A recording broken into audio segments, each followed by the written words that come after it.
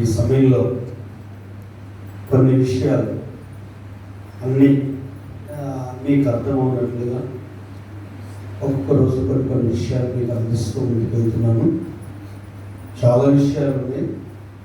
దేవుడు మనకు సంబంధించినటువంటి ఇంకా అనేక విషయాలు కూడా నేర్చుకుందాం. 13వ వచనము ఎఫెసీయులకు రాసిన పత్రిక 6వ అధ్యాయము 13, 14 వచనాలు చదువుకున్నాను.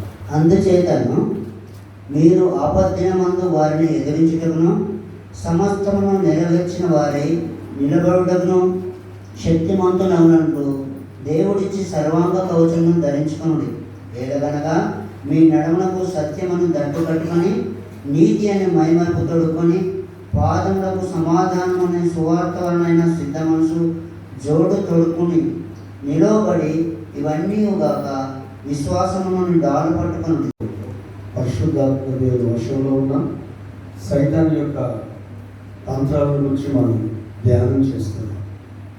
ఇప్పుడు 14వ వచనం మాత్రం చదువు.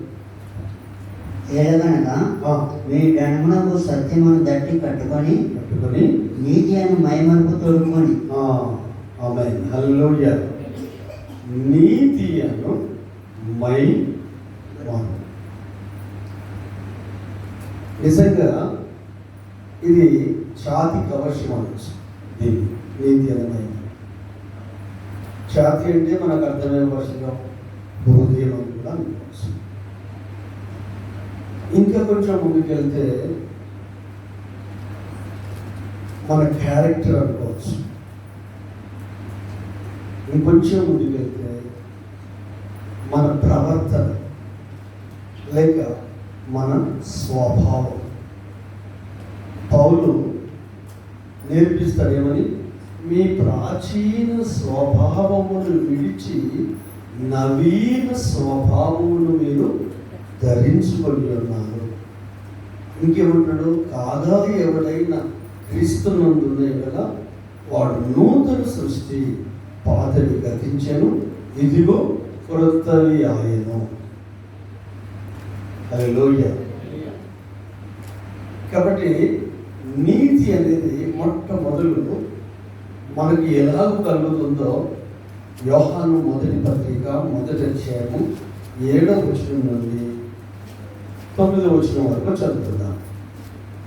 యోహాను పత్రిక మొదటి పత్రిక 1వ అధ్యాయము 7వ వచనం నుండి. అయితే ఆయన వెలుగులో ఉన్న ప్రకారము మనమును వెలుగులో నడిచినలా మనము అన్యోన్య సహవాసము గలవారమై ఉన్నాము. ఆయన వెలుగులో ఉన్న ప్రకారము మనము వెలుగులో నడిచిన ఎడల అన్యోన్య సహవాసము గలవారమై ఉన్నాము. అప్పుడు ఆయన కుమారుడైన యేసు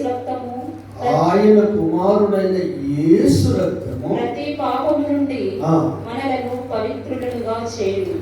మనము పాపము లేని వారమని చెప్పుకొనిన ఎడల మనలను మనమే మోసపుచ్చుకొందుము, మరియు మనలో సత్యం ఉండదు. మన పాపములను మనము ఒప్పుకొనిన ఎడల ఆయన నమ్మదగిన వాడు నీతిమంతుడును గనుక ఆయన మన పాపములను క్షమించి సమస్త దుర్నీతి నుండి మనలను పవిత్రులుగా చేయును. ఆమేన్, హల్లెలూయా. క్రీస్తు రక్తము మనల్ని పాపం నుంచి విడిపించడం మాత్రమే కాదు, ఆయన నీతి మనకు అనుగ్రహింపబడుతుంది. ఒకవేళ మనము అబద్ధం ఆడితే మనలో నీతి ఉండదు, లేక మనము అబద్ధికులము అనబడతాము. నెంబర్ 1 ఏంటంటే క్రీస్తు రక్తము వలన మనము నీతిమంతులుగా తీర్చబడతాము. మన పాపాలు మనం ఒప్పుకోవడం ద్వారా ఆయన మనల్ని నమ్మి నీతిమంతులుగా మార్చాడు, దుర్నీతి నుంచి విడిపించి. అంటే నెంబర్ 1 ఏంటంటే మనం పాపాలు ఒప్పుకుంటే క్రీస్తు రక్తం మనల్ని పవిత్రులుగా మారుస్తుంది, నీతిమంతులుగా మారుస్తుంది. రోమిలకు రాసిన పత్రికలో కూడా ఒక మాట మనం చదువుకుందాం. రోమ పత్రిక 3వ అధ్యాయము 22వ వచనం ఒకసారి చదవండి. అది యేసుక్రీస్తునందలి విశ్వాస మూలమైనదై నమ్మువారందరికీ కలుగు దేవుని నీతి అయి ఉన్నది. ఏ భేదము లేదు. సరిపోతుంది. గమనించండి, విశ్వాస మూలమునైనది అది నీతి. హల్లెలూయా. ఇక్కడేమో ఆయన మన కొరకు చనిపోయాడు కనుక, ఆయన మన విషయంలో నమ్మదగిన వాడు కనుక నీతిమంతులను దుర్నీతి నుంచి విడిపిస్తాడు. మనకు నీతి రెండవది ఏ విధంగా ఆపాదించబడిందంటే విశ్వాసము వలన మనకు నీతి ఆపాదించబడింది. అర్థం చేసుకోండి. నీతి గురించి నేను ఇంకా మీకు అర్థమయ్యే భాషలో నేను వివరిస్తాను.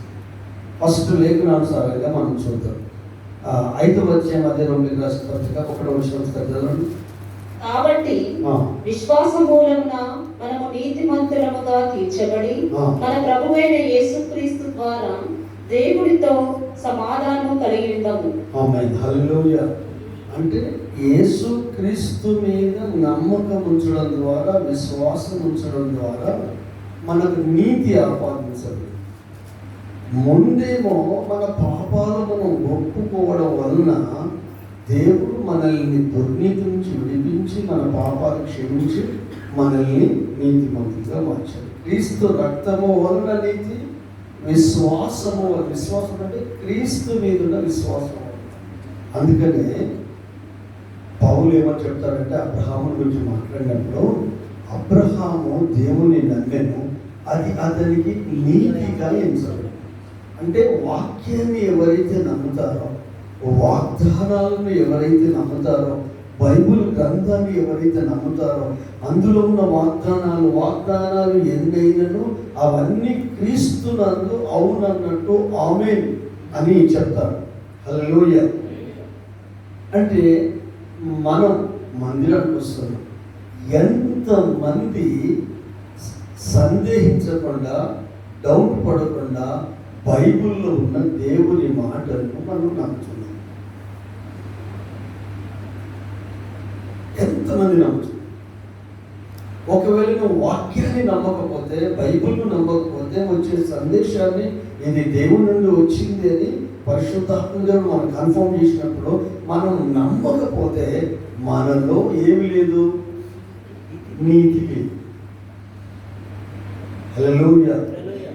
మన పాపాలు ఆయన క్షమించాడు, మన కొరకు ఆయన చనిపోయాడు, ఆయన రక్తంలో మనకు క్షమాపణ ఉంది, మనకు విడుదల ఉంది, నిత్యజీవం ఉంది అని మనం నమ్మడం వల్ల నీతిమంతులుగా మార్చబడ్డాం. ఒకటేమో ఆయన వాక్కును, ఆయన మాటల్ని నమ్మడం వల్ల నీతి. ఇంకో మాట కూడా చదువుతాం, ఎందుకేం మంచిది. ఒకసారి యోబు గ్రంథంలో 29వ అధ్యాయం 14వ వచనం. 29:14. నేను నీతిని వస్త్రముగా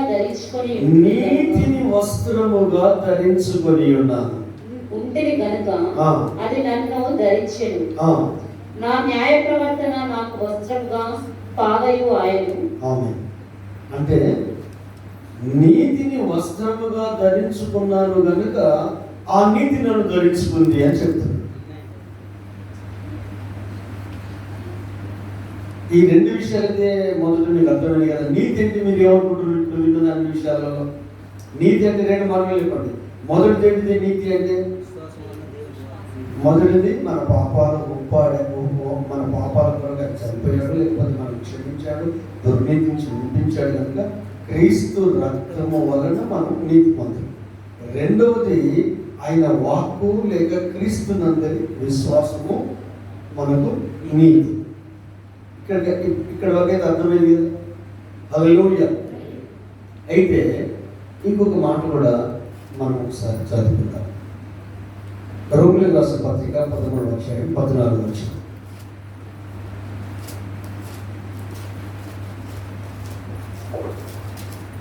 మెట్టుకు ప్రభువైన యేసుక్రీస్తును ధరించుకున్న వారే శరీరేచ్ఛలను నెరవేర్చుకొనుటకు శరీరం విషయమై ఆలోచన చేసుకొనకుడి. ఆమేన్. మనమందరం క్రీస్తును ధరించుకున్నాం, నీతిని ధరించుకున్నాం. నీతి ధరించుకున్న మనమట శరీర విషయాల గురించి ఆలోచించవద్దు.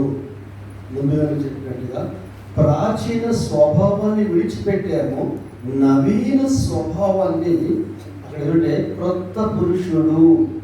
నవీన్ అంటే క్రొత్త పురుషుడు, ప్రాచీన అంటే పాత పురుషుడు. అంటే టోటల్గా మనం క్రొత్త వ్యక్తులం అయిపోయాం. ఎక్కడ? లోపల అంతరంగంలో ఈ ఛాతి లేక ఈ హృదయము, ఈ కవచం ఏంటంటే విశ్వాస ప్రేమను కవచం. నీతి మనం ధరించుకున్నాం, వాక్యం వలన నీతి ధరించుకున్నాం, క్రీస్తు రక్తము వలన నీతి ధరించుకున్నాం. కాబట్టి మనం క్రొత్త వలం అయిపోయాం.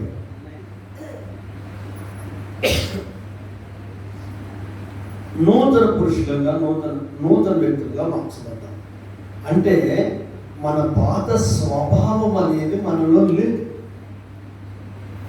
క్రీస్తులో ఉన్న మనం క్రొత్త వ్యక్తులు. నీతి అంటే క్యారెక్టర్, నీతి అంటే మన ప్రవర్తన, నీతియుక్తమైన ప్రవర్తన, మన స్వభావం. అయితే మన ప్రవర్తనను, మన స్వభావాన్ని పట్టించుకోకపోతే మన జాతికి కవచం లేదండి. హల్లెలూయా. ఇంకొక మాట మీకు చెప్తాను. మొదటి కొరింథీయులు నా జ్ఞాపకం సరైతే 1:31 చదవండి.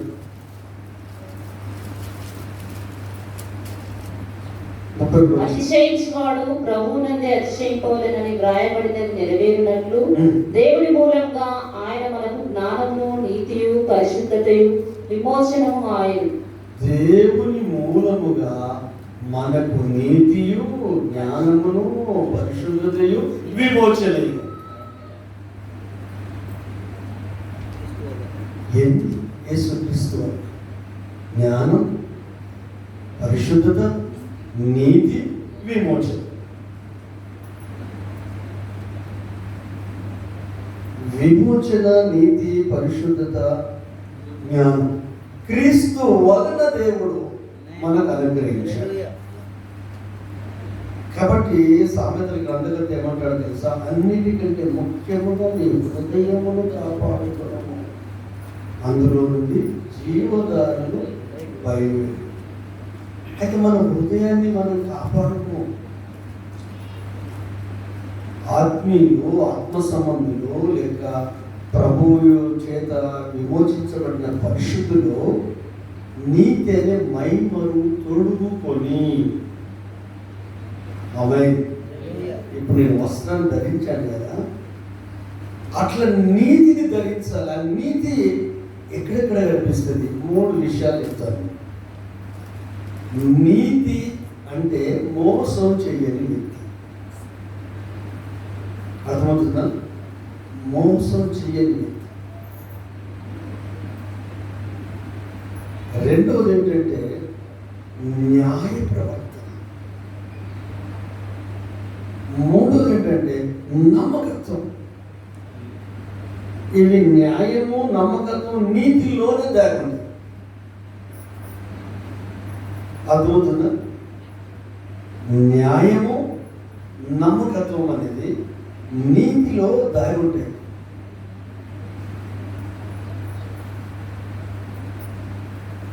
అంటే దేవుడు మన నుండి కోరుకునేది. అయితే సాతాను గాడు మనల్ని మోసంలో ఉంచాలని కోరుకుంటాడు, అన్యాయంగా ఉండాలని కోరుకుంటాడు, అపనమ్మకంగా ఉండాలని కోరుకుంటాడు. ఎవరికి అపనమ్మకంగా? దేవుడికే. ప్రభు అంటాడు కదా, కొంచెంలో నమ్మకంగా ఉండేవాడు ఎక్కడో నమ్మకంగా ఉంటాడు. 10 రూపాయలు ఇస్తే 10 రూపాయలలో 100 రూపాయలు ఇవ్వలేదు, నీకు నెక్స్ట్ టైం 20 రూపాయలు ఇస్తాడు దేవుడు. నువ్వేం చేస్తున్నావు? అన్యాయం చేస్తావు. నీకు అర్థమయ్యే విషయాలు చెప్తున్నాను, వేరే డీప్గా వెళ్తలేదు. మనం రెగ్యులర్గా మనం చేస్తున్న మిస్టేక్స్ నువ్వు ఇవ్వకపోవడం వలన పాస్టర్కి ఏం కాదు, మందిరానికి ఏం కాదు, సేవకి ఏం కాదు, సంఘానికి కూడా ఏం కాదు. కానీ లాస్ ఎవరికి? ఇప్పుడు దేవుని మందిరంలో ఉండాలి సొమ్ము నీ ఇంట్లో ఉండాలి కదా నువ్వు ఖర్చు పెట్టుకుంటున్నావు. నువ్వు అన్యాస్తుడువా కాదా? నువ్వు అపనమ్మకస్తుడువా కాదా? అంటే మన శరీర స్వభావం గురించి మనం క్రీస్తుని ధరించుకున్నాం కదా, మెట్టుకు మీరు శరీర విషయం ఆలోచించకూడి. అది ఆత్మ సంబంధమైన ఆలోచనే కదా.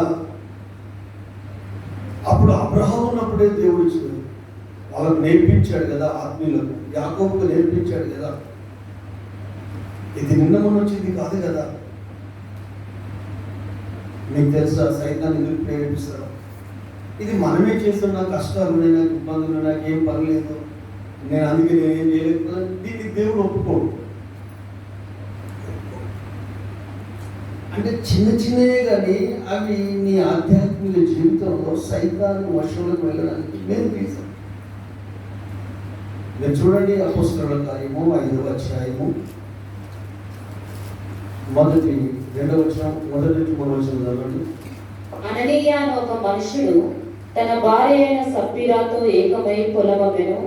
భార్య ఎరుకనేవాడు దాని వెలలో కొంత దాచుకొని కొంత తెచ్చి అపోస్తలుల పాదముల యొద్ద పెట్టెను.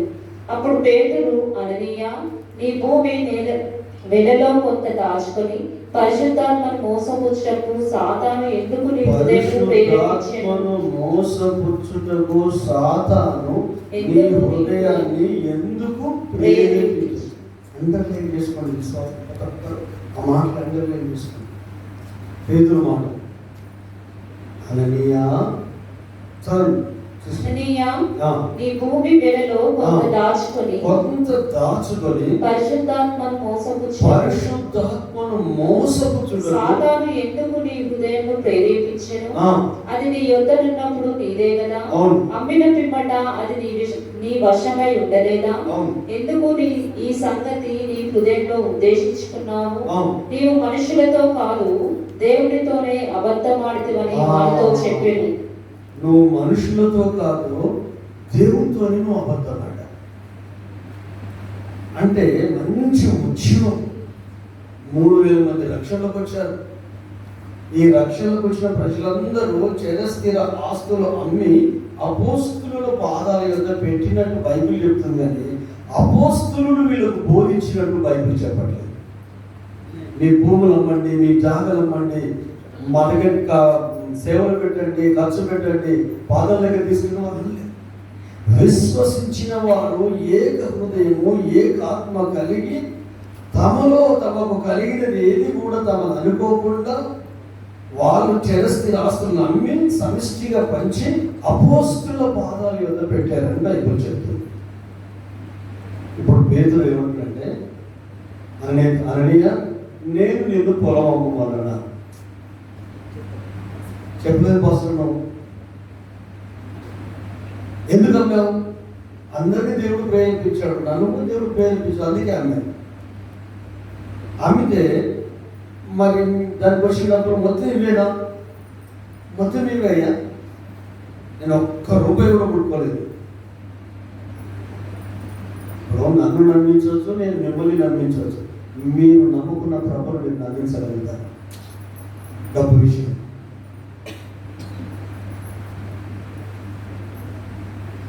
అప్పుడు అంటున్నాడు, సాతాను నీ హృదయాన్ని ప్రేరేపించడానికి ఎందుకు అవకాశం ఇచ్చావు?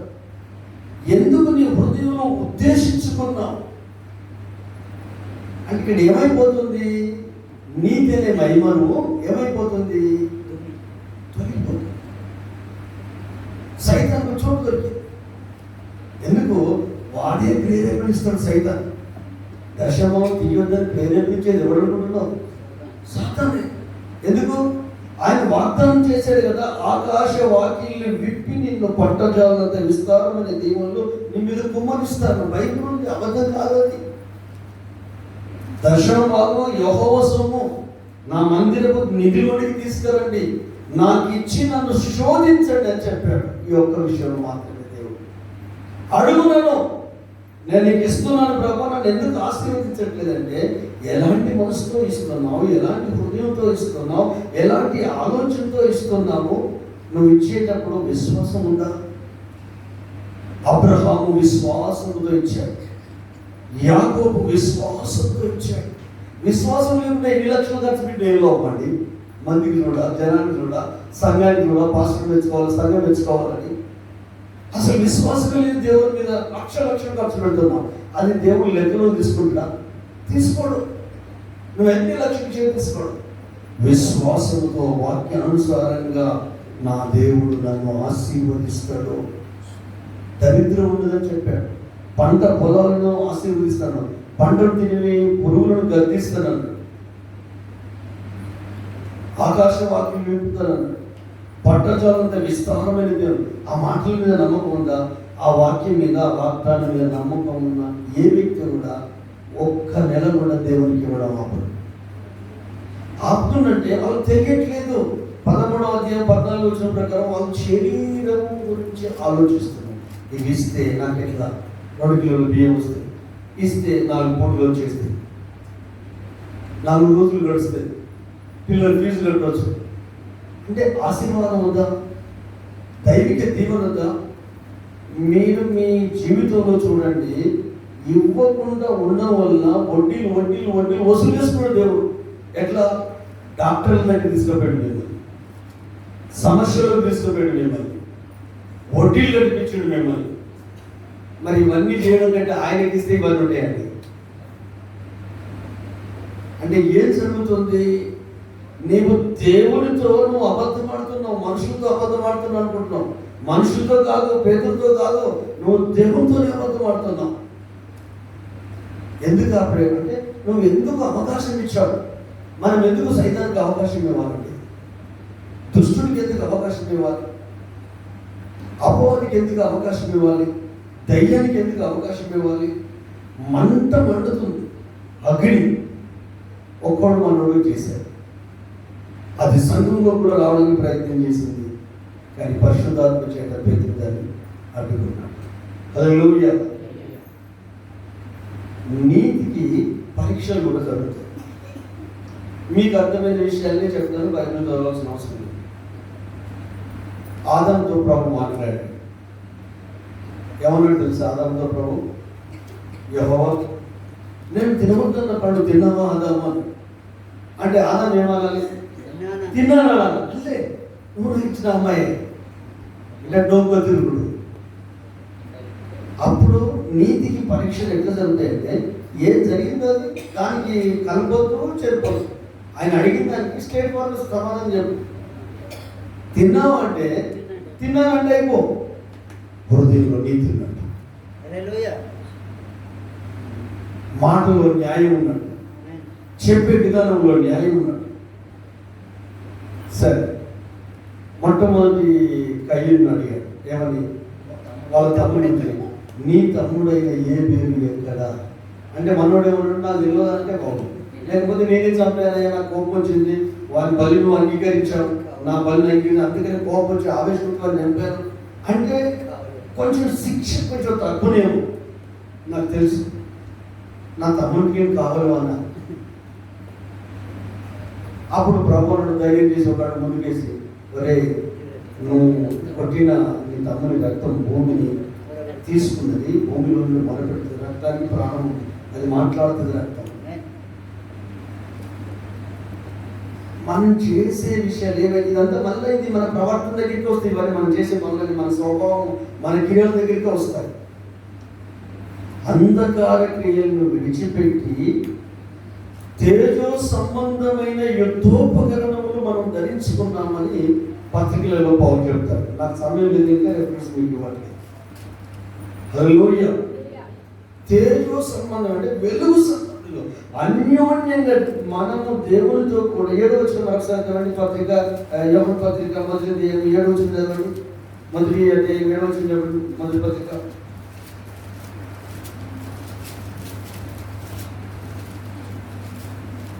అయితే ఆయన వెలుగులో ఉన్న ప్రకారం మనమును వెలుగులో నడిచిన యెడల మనము సహవాసం గలవారమై ఉందుము. సరిపోతుంది.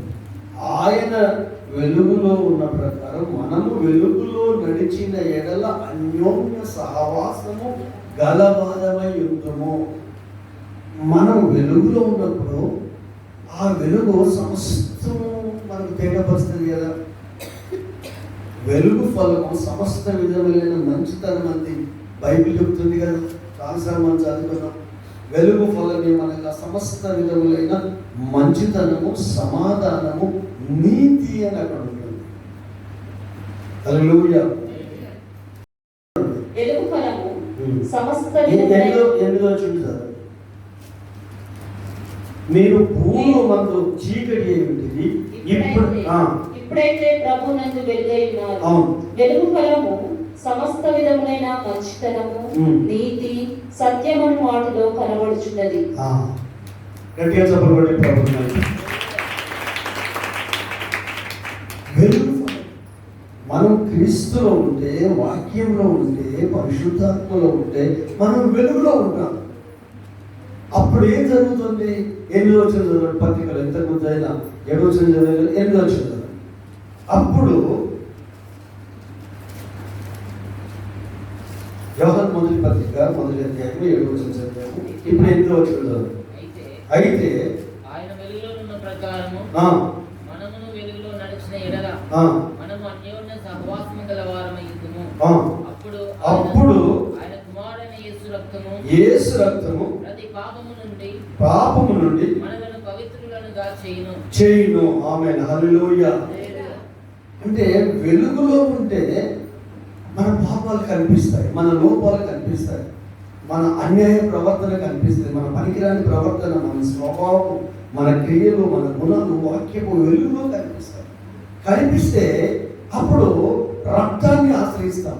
ఆ రక్తము పవిత్రపరుస్తుంది. యేసు రక్తము ప్రతి పాపము నుండి మనల్ని పవిత్రపరుస్తుంది, సమస్త దుర్నీతి నుండి కూడా మనల్ని విడిపిస్తుంది. ఇది నీతి అనే మహిమ. అందులో నీతి ఉంది, సత్యం ఉంది, మంచితనం. అది ప్రభు బిడ్డలలో కనిపించాలి. యోగ పత్రికలో చదివిన న్యాయము, నమ్మకత్వము, న్యాయం. మీరంతా గమనించాల్సింది ఏంటంటే, నీతి అనే మహిమను అంటే ఛాతి లేక హృదయం 3 ఉంటాయి మిగతాది నీతిలో. రెండవది నమ్మకత్వము, మూడవది న్యాయం. ఈ న్యాయము, నమ్మకత్వం, ఈ నీతిలో ఇవ్వదు. ఈ మాటలు మీకు అర్థం కావడం వరకు కీర్తనల భాగం 101వ కీర్తన 6వ వచనం.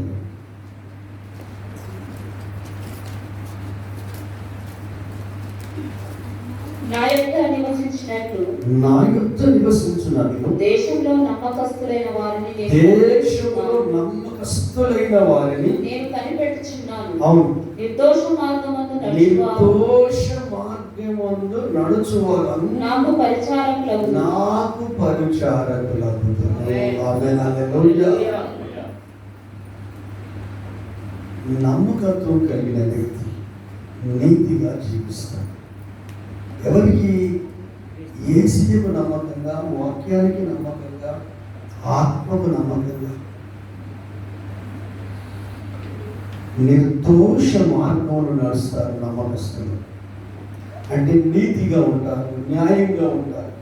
వాళ్ళు నాకు పరిచయం చేస్తారు, పరిచారకులు అవుతారు, సేవకులు అవుతారు, లేక ఆరాధించే వాళ్ళు అవుతారు, నన్ను అందుకునే వాళ్ళు అవుతారు, నన్ను సేవించే వాళ్ళు అవుతారు. ఇంకొక మాట కూడా చదవండి. దానియేలు గ్రంథం 6వ అధ్యాయం 3-4 వచనాలు చెప్పాలి.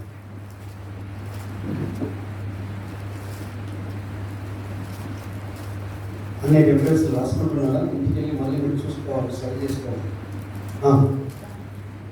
దానియేలు పుస్తకము 6వ అధ్యాయము 3-4 వచనాలు. ఈ దానియేలు అతి శ్రేష్టమైన బుద్ధి గలవాడు. ప్రధానులలోను అధిపతులలోను ప్రఖ్యాతి నొందిన వాడై ఉండేది కనుక రాజ్యమంతటి మీద అతను నియమింపవాలని రాజు ఉద్దేశించాను. అందుకు ఆ ప్రధానులను, అధిపతులను రాజ్యపాలన విషయంలో దానియేలు మీద ఏదైనా ఒక నింద మోపవలనని ఉండి తగిన హేతువు కనిపెట్టుచుండేది. కానీ దానియేలు నమ్మకస్తుడై దానియేలు నమ్మకస్తుడై ఏ నేరమైనను ఏ తప్పైనను చేయువాడు కాడు కనుక దానియేలులో తప్పైనను లోపమైనను కనుగొనలేకపోయేది. అతి శ్రేష్టమైన బుద్ధి కలిగిన వాడు, జ్ఞానానికి తగ్గట్టు నమ్మకస్తుడు. ఆయనకి ఎవరు సిఫార్సు చేయలేదు. పలానైనా మంచోడు, ఆయన నిలబెట్టు, పలానైనా మంచోడు, ఆయనకు అవకాశం ఇవ్వు, పలానైనా మంచోడు అని ఎవ్వరు రాసుకు చెప్పలేదు. రాజే కనుగొనడం ఆలోచన వచ్చింది రాజుకే. రాజే ఉద్దేశించాడు, అందరు అధిపతులలో ఇతడు శ్రేష్ఠుడు, ముఖ్యమైన వాడు, ఇతడు పెద్దగా ఉండాలి. ఈ అధిపతులు, ప్రధానమంత్రులు అందరూ దానియేలు లెక్క చెప్పాలి. ఎందుకంటే నమ్మకం, నీతి కలిగిన వాళ్ళు నమ్మకంగా ఉంటారు, న్యాయ ప్రవర్తన కలిగిన వాళ్ళు నమ్మకంగా ఉంటారు. మనం కుటుంబానికి న్యాయం కలిగిస్తున్నాము, వెళ్తున్న సంఘానికి న్యాయం జరుగుతున్నాం ద్వారా మన ఆత్మీయ జీవితానికి న్యాయం జరుగుతున్నారు, లేకుంటే అన్యాయపు జీవితం జీవిస్తున్నామా, అక్రమైన మార్గంలో వెళ్తున్నామా, నోరుంది కదని ఏది పడితే అది మాట్లాడుతున్నామా, నీతిమంతుడు ఏ మాట పడితే ఆ మాట మాట్లాడలేదు. ఎందుకంటే ఈ దేశమందు పలికే ప్రతి మాట అవి మంచివి కానీ చెడ్డవి కానీ న్యాయపీఠం మీద నిలిచినప్పుడు లెక్క ఒప్ప చెప్పవలసి ఉన్నది. మరి వారి జరగాలంటే మనం భయం ఉండాలి కదా. మరి భయం ఉంటేనే కదా నోరు కంట్రోల్ ఉండేది. మరి భయం ఉండాలంటే మనసు చేంజ్ అవ్వాలి కదా, ఆలోచన విధానం మారాలి కదా, మన ఊహలు చేంజ్ అవ్వాలి కదా. యోసేపుకు అదే గాడ్ ఫియర్ ఉంది, గుంటలో పడ్డ అదే దైవభీతి. అందరూ కలిసి చంపుదామని ప్లాన్ చేస్తున్నారు, ఆ ప్లాన్ మనకు తెలుసు, అయినా దేవునికే భయపడుతున్నాడు, దేవుని నిందించట్లేదు. అక్కడ నుంచి అమ్ముకున్నారు, అయినా దేవునికే భయపడుతున్నాడు. అక్కడి నుండి పోతి కొనుక్కొని వెళ్ళాడు, అయినా దేవునికే భయపడుతున్నాడు. అక్కడి నుండి చేయడానికి జైలు జీవితం జీవించాడు, అయినా దేవునికే భయపడుతున్నాడు.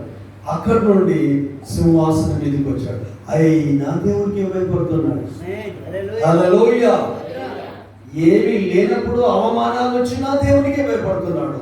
తన మనసు కానీ మైండ్ సెట్ కానీ మార్చుకోలేదు. నా వాట్సాప్ స్టేటస్ నేను చూస్తే ఒకటి పెట్టాను, ఎవరు చూస్తే నా వాట్సాప్ స్టేటస్ చూడండి, అది ఉన్నదో పోయింది, నేను సాయంత్రం పెట్టాను. హల్లెలూయా. సోఫా సెట్ ఉండొచ్చు, నీళ్ళ సెట్ ఉండొచ్చు, ఈ సెట్ ఆ సెట్, మైండ్ సెట్ సరిగా లేకపోతే వేస్తే మైండ్ సెట్టే సరి కావాలి. ఈ మైండ్లోనే ట్యూనింగ్ రావాలి వాక్యానుసారంగా. ఒకటి ఏంటంటే న్యాయ ప్రవర్తన. యోబు గురించి చెప్పేటప్పుడు అతడు నీతిమంతుడును, ఇంకా అది యోబుకు ఉంది, నీతి అనే మైమరు. మొదటి అధ్యాయం మొదటి వచనాలలో ఉంటే చూడండి, ఆ మాట అవుతుంది, చదవండి. యోబు గ్రంథం మొదటి అధ్యాయం మొదటి వచనం చదవండి, రెండు వచనాలు.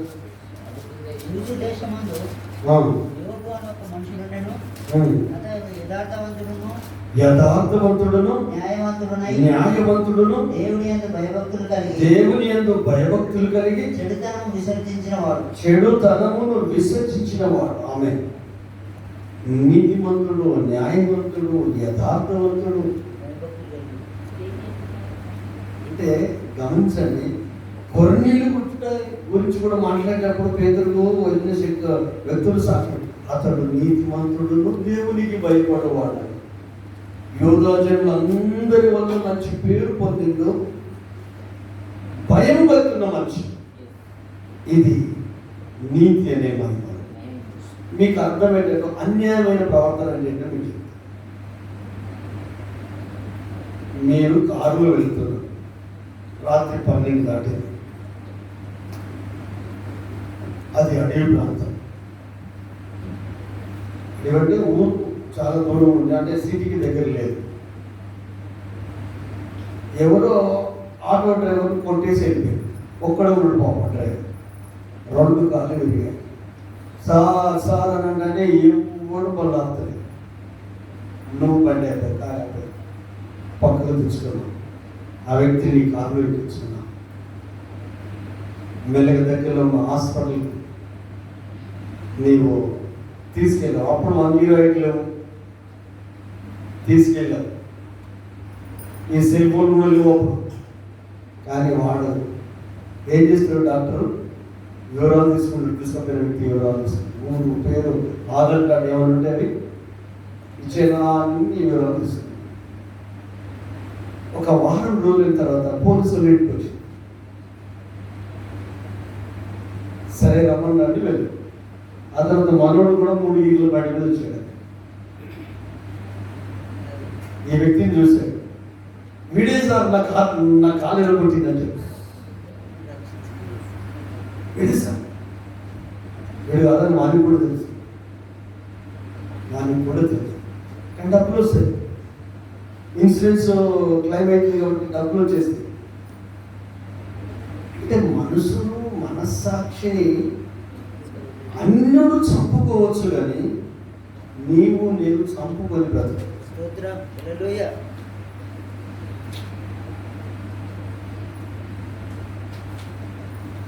ట్రూత్ ఏంటో నీ హృదయాన్ని తెలుసు, నీ మనసు తెలుసు. కాలేకపోయాడు. ఆ టైంలో ఈ వ్యక్తి కనికరపడకపోతే, ఆదుకోకపోతే, హాస్పిటల్ తీసుకెళ్ళకపోతే చనిపోతాడు. బ్లడ్ వెళ్ళిపోయినట్టు మనిషి కథమైపోతాడు. 2-3 గంటల దాకా ఆ వ్యక్తిని ఎవరు పట్టించుకోకపోయినా బ్లడ్ ఒంట్లో ఉన్న బ్లడ్ వదిలిపోయినా చనిపోతాడు. అయ్యపర్లనే తాకాలనేది ఏం లేదు. ఒంట్లో ఉన్న బ్లడ్ అంతా దగ్గర వాడు ఆటోతోనే వాళ్ళ అమ్మని కుదిరి కాలుకి భయపడ్డాడు. ఆటో తీసుకొని తిప్పు మొదలుపెట్టి ఒక గంట లోపల బ్లడ్ అంతా పోయింది, మనిషి చనిపోయింది. భయపడి హాస్పిటల్ తీసుకోవాలి. ఆటో వేసుకొని తిప్పుకున్నాను. దగ్గర డబ్బులు లేవు, భయం అనిపించిందో, ఇక్కడ మనం వదిలిపెట్టిపోదాం అనుకుంటాడో, కానీ అనుకూలించాలి పరిస్థితి. అంటే బ్లడ్ అయిపోతే సరిపోతుంది. 4 పిల్లలు ఆటో పేదరికలో వీళ్ళు రోజు పని చేస్తేనే రోజు పిల్లలు తీసుకుపోయి ఇవ్వాలి. అవన్నిటిని మర్చిపోయి ఆ వ్యక్తి మీద కేసేసి ఆ వ్యక్తే అరే నా కారు బుద్ధిని ఏం కాదు, నా డాక్టర్ చెప్పినా వాళ్ళు చెప్పినా అదే పేరు మధ్యలో నేను తీసుకొచ్చాడు సార్, ఇది నేనైతే కాదు బుద్ధి లేదని చెప్పినా ఇది న్యాయమైన ప్రవర్తన, ఇది అన్యాయమే కదా, ఇది నీతి అంటారా? చేసిన సహాయానికి అది ఆ వ్యక్తి యొక్క నమ్మకం కలిగి ఉన్నాడా?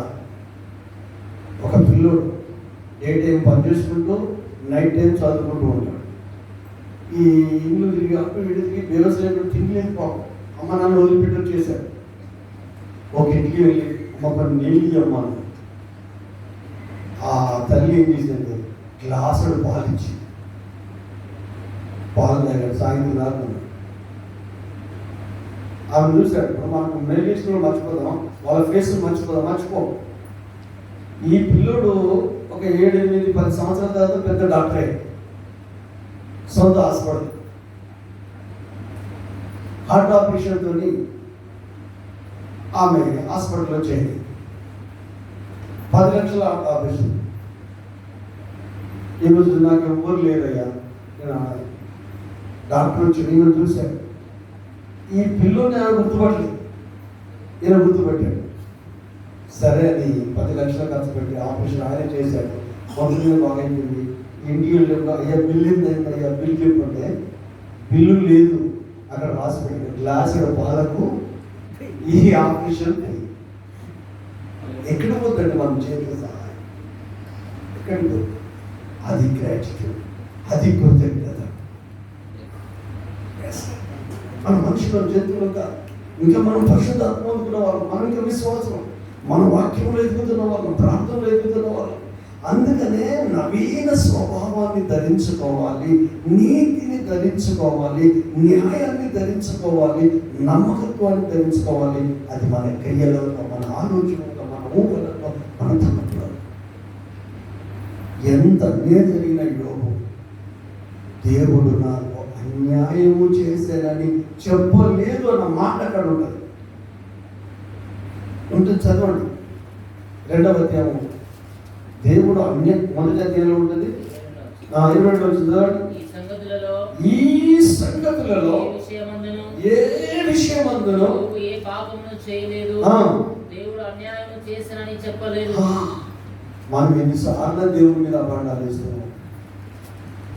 అన్యాయం చేసినని కూడా చెప్పలేదు. 10 మంది పిల్లలు చనిపోయినా, స్నేహితులు వచ్చి నువ్వు పాపిగా పాపలని బాధపెట్టినా, వాళ్ళంతా పచ్చికొడుకులైనా, చర్మం చీకిపోయినా, భార్యను దేవుని దూషించి యథార్థం వదిలిపెట్టి చచ్చిపోని చెప్పినా, తన ఆరోగ్యం తనకు సహకరించకపోయినా, ఎవరంటే దేవుడు కూడా ఆ టైంలో ఆయనకి ఏం చేయట్లేదు.